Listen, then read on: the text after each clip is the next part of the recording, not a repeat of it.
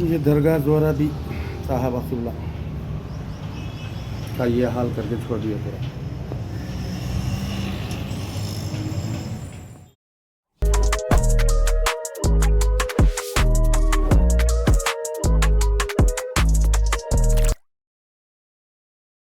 یہ عیدی بازار چوراہے پر واقع درگاہ زہرا بی صاحبہ کے تحت قبرستان کا منظر ہے، جہاں حال ہی میں GHMC نے سڑک کی کشادگی کے لیے انہدامی کارروائی کی.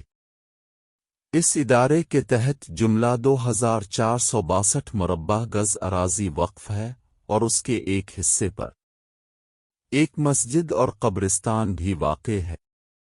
درگاہ، مسجد اور قبرستان کی دیکھ بھال کے اخراجات کی پابجائی کے لیے سڑک کے کنارے کچھ دکانات تعمیر کیے گئے تھے. یہ دکانات قبرستان کے لیے حفاظتی آڑ کا کام دے رہے تھے. GHMC کی انہدامی کارروائی کے باعث قبرستان اور سڑک کے درمیان کوئی حد فاصل باقی نہیں رہی. ارباب وقف بورڈ کی تاناشاہی کے باعث 6 ماہ کا وقفہ گزر جانے کے باوجود نہ ہی GHMC سے دی گئی اراضی کا معاوضہ حاصل کیا جا سکا اور نہ ہی اس قبرستان کی نثر بندی کی جا سکی.